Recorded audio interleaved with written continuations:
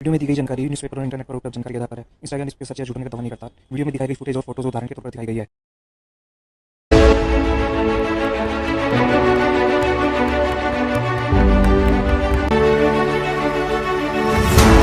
दोस्तों, भले ही आज भारत से हर साल हजारों की संख्या में स्टूडेंट्स विदेशों में पढ़ने जाते हैं, पर क्या आप जानते हैं कि आज से तकरीबन 800 साल पहले एक दौर ऐसा भी था जब गंगा उल्टी नहीं बल्कि सीधी बहती थी।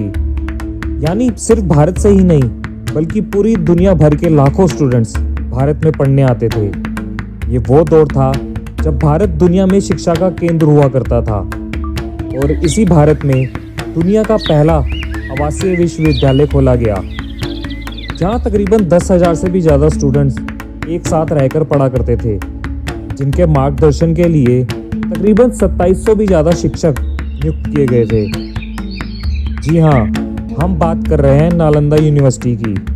19 जनवरी 2024 को देश के प्रधानमंत्री श्री नरेंद्र मोदी ने इसके परिसर का एक बार फिर से उद्घाटन किया। इसीलिए आज की इस वीडियो में हम नालंदा यूनिवर्सिटी के इतिहास के बारे में जानेंगे। इसे किसने बनवाया,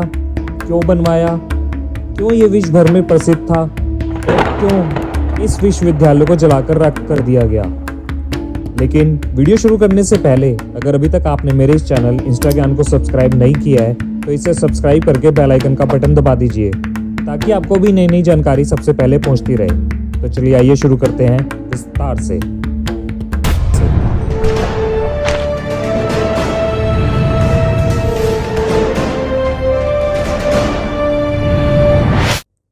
दोस्तों, संपूर्ण विश्व में जिसने भारत को पहचान दिलाई वो नालंदा यूनिवर्सिटी थी, जिसे तक्षशिला के बाद दुनिया का सबसे प्राचीन विश्वविद्यालय कहा जाता है।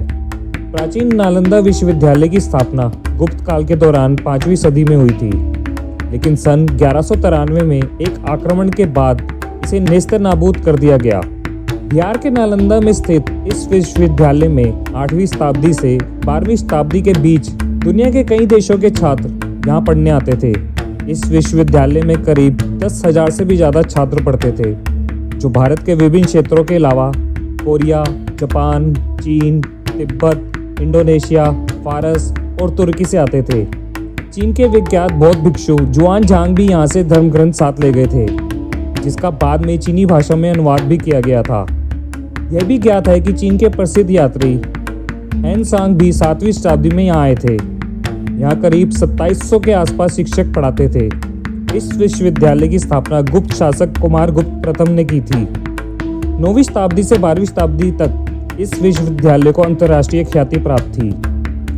प्राचीन नालंदा यूनिवर्सिटी आर्कियोलॉजिक कला का एक अद्भुत नमूना था। आपको जानकर हैरानी होगी कि इस विश्वविद्यालय में 300 कमरे, 7 बड़े बड़े कक्ष और अध्ययन के लिए 9 मंजिला एक विशाल पुस्तकालय था, जिसे धर्मगुंज का नाम दिया गया, जिसका मतलब था सत्य का पर्वत। इस पुस्तकालय में ढेरों किताबें थी। इस पुस्तकालय के 3 भाग थे, जो रत्नरंजक, रत्नोद्धी और रत्न सागर के नाम से जाने जाते थे, जिनमें 3 लाख से भी अधिक किताबें थी। इस विश्वविद्यालय में प्रवेश परीक्षा अत्यंत कठिन होती थी, जिसमें सिर्फ प्रतिभाशाली छात्र ही प्रवेश कर पाते थे। इसके लिए उन्हें 3 कठिन परीक्षा स्तरों से गुजरना होता था। यहाँ छात्रों को निःशुल्क शिक्षा दी जाती थी। इतना ही नहीं, उनका रहना और खाना भी पूरी तरह से निःशुल्क होता था। नालंदा में छात्रों को literature, astrology, psychology, law, astronomy, इतिहास, मैथ, इकोनॉमिक्स समेत कई अन्य विषयों को पढ़ाया जाता था। इन छात्रों की फेहरिस्त में कई नाम शामिल हैं, जिन्हें आज संपूर्ण विश्व में महान विद्वानों के रूप में जाना जाता है। हर्षवर्धन, धर्मपाल, धर्मकीर्ति, आयुर्वेद, नागार्जुन आदि कई ऐसे नाम हैं जिन्होंने नालंदा विश्वविद्यालय से शिक्षा ग्रहण की थी और यहाँ से अर्जित ज्ञान को विश्व में फैलाया था। बौद्ध धर्म ग्रंथ बताते हैं कि महात्मा बुद्ध ने भी यहाँ पर कुछ समय बिताया था। नालंदा का एक संबंध जैन धर्म से भी रहा है। कहते हैं कि भगवान महावीर ने भी अपने जीवन का कुछ हिस्सा इस विश्वविद्यालय में बिताया था। प्राचीन नालंदा विश्वविद्यालय का पूरा परिसर एक विशाल दीवार से घिरा हुआ था, जिसमें प्रवेश के लिए एक मुख्य द्वार था। उत्तर से दक्षिण की ओर मठों की एक लंबी कतार थी और उनके सामने अनेक भव्य स्तूप और मंदिर थे। मंदिरों में बुद्ध भगवान की सुंदर मूर्तियां स्थापित थी, जो अब नष्ट हो चुकी हैं। नालंदा विश्वविद्यालय की दीवारें इतनी चौड़ी थी कि उनके ऊपर ट्रक भी चलाया जा सकता था।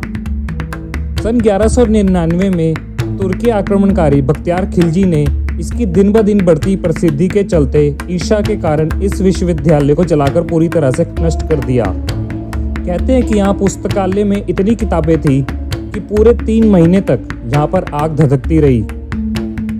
इसके अलावा उसने यहाँ कई धर्माचार्य और बौद्ध भिक्षुओं को भी मरवा डाला था।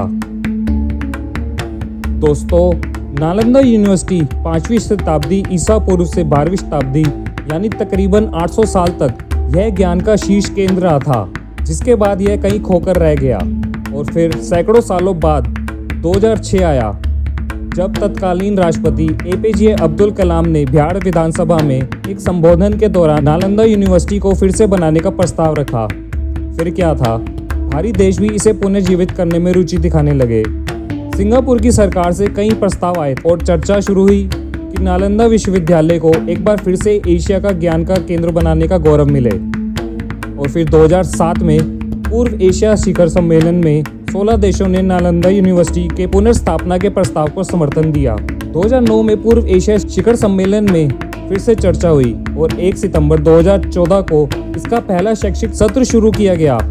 हालांकि यह राजगीर में अस्थायी सुविधाओं के साथ चल रहा था। इसी बीच इसके पुराने स्वरूप को याद करते हुए विश्वविद्यालय को आधुनिक रूप से ढालने की कवायद भी होने लगी। 160 हेक्टेयर यानी तकरीबन 400 एकड़ में इसे फिर से तैयार किया गया और फिर 19 जनवरी 2024 को देश के प्रधानमंत्री श्री नरेंद्र मोदी ने इसका एक बार फिर से उद्घाटन किया। उम्मीद है कि ये नालंदा यूनिवर्सिटी भी पहले की नालंदा यूनिवर्सिटी की तरह विश्व भर में अपनी पहचान बना सके। आज की वीडियो में बस इतना ही। दोस्तों, अगर आपको मेरी ये वीडियो और मेरा ये प्रयास अच्छा लगा तो इस वीडियो को लाइक करिए, दूसरों के साथ शेयर करिए और ऐसी ही वीडियोस के लिए मेरे चैनल को सब्सक्राइब करिए। धन्यवाद।